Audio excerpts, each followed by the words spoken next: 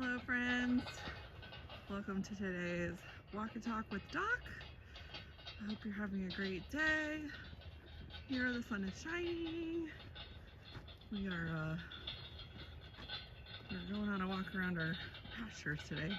So you might see some ponies in the background eating their breakfast.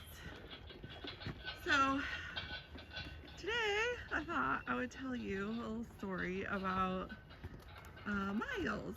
So some of you heard me talk about Miles.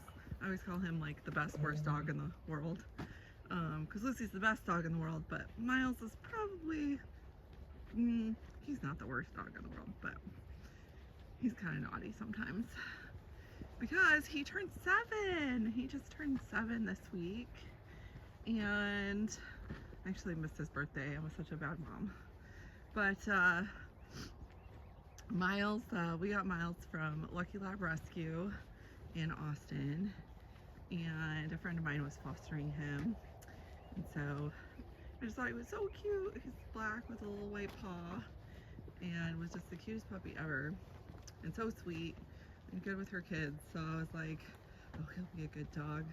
Plus, you know, Lucy was the best dog and I trained her, so I thought I was like the world's best dog trainer. Boy, was I humbled. So we got him 7 years ago. Well, I guess it was like a little more than 7 years ago, or a little less than 7 years ago, because we got him when he was like 3 or 4 months old. But we rescued him, or Lucky Lab rescued him, and we got him from the rescue. And we had him for a little while, and he was a terror, an absolute terror. I don't know how many pairs of shoes did he eat?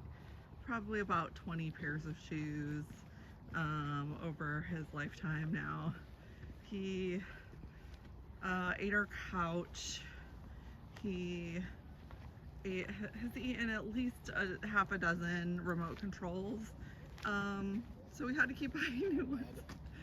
Oh yeah, and then he ate our bed once because he found some fish oil and was like, oh, this is good, and he brought it up onto the bed and spilled fish oil all over our mattress, and then proceeded to want to eat the fish oil out of the mattress. So, you know, part of that is like our fault. Hey babe, let's go this way. Let's go this way. Part of that's our fault because, you know, he'd be really good for a little while, and then so we'd be like, okay, we can leave him outside of the crate instead of in the crate while we're not around or doing other things, and he was just so naughty. And then one time he was in my husband's office when we lived in Austin, and we had a two-story house. Oh, there's some cows. A two-story house, and his office was on the second floor, and we had windows, and it was this beautiful day, like in the spring, and so the windows were open. Of course, we have like screens on all our windows and things like that, but he was watching outside the window, and we had a tree outside the window, and there was, we think, a squirrel of some sort teasing him a little bit, and he was like, I'm gonna get that squirrel. And he did not think twice, jumped through the screen, which busted, and out the second story window onto our concrete sidewalk below. And my husband's like, damn it! I'm like, oh my gosh, what? It was like obviously an emergency. He's like, Miles just jumped out of the window. So of course, like, I go into full vet mode and like run downstairs, and I was fully expecting to see my dog injured, broken neck, broken leg, whatever, on the concrete sidewalk outside my door, and he was nowhere to be seen. So I looked around, and then I finally saw him. He was across the street at one of the neighbors' houses. We lived in a cul-de-sac, barking at a tree. So we think the squirrel ran across the street, ran up the tree, and was still teasing him. And I was like, okay, buddy, come on. And I checked him out. Literally nothing wrong with him. We also call him our Gumby dog because he's very, very flexible and very, very athletic. And but he didn't hurt himself, amazingly. Of course, he had a couple of scrapes, and I'm sure his muscles were really sore. So when that happened, I did some first aid with him, all with essential oils. So I think we did frankincense and aroma touch. I gave him some internal frankincense and copaiba, I believe. That was a long time ago. Can't remember exactly, but kind of your oils that help with that sort of thing. Extra support, first aid type stuff. Oh, there's a deer up ahead. And somewhere along this line, my husband was like, I don't think we can handle this dog. I don't think we can do this dog. And of course, I had him in training.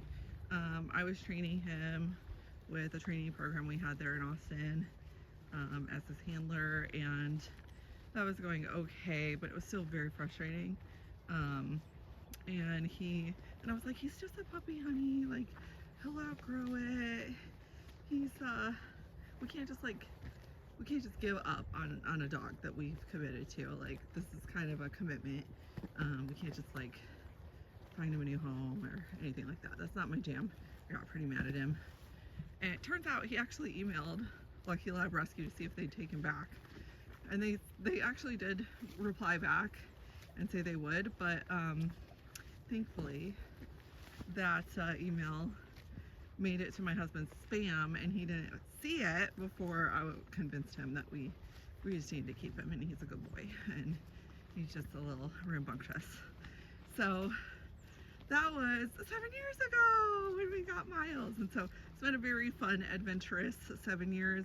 He still chews on things every once in a while, but in general is a pretty good boy. He sleeps under our covers at night and is hilarious and is very picky and choosy when he decides he wants to listen to us or not.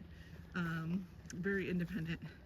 Has gotten out of our yard many times and is generally a little bit of a menace, but he's my buddy and I love him, and he'll have a home with us forever. He loves the ranch life. He does bark at everything, and it's the best worst dog in the world. So there's a little bit about Miles and my husband. Hey babe, say hi. My husband, who tried to give him away unsuccessfully. I think one of the things I said, babe, was like, no one else is gonna take him. He'll end up euthanized or something along those lines.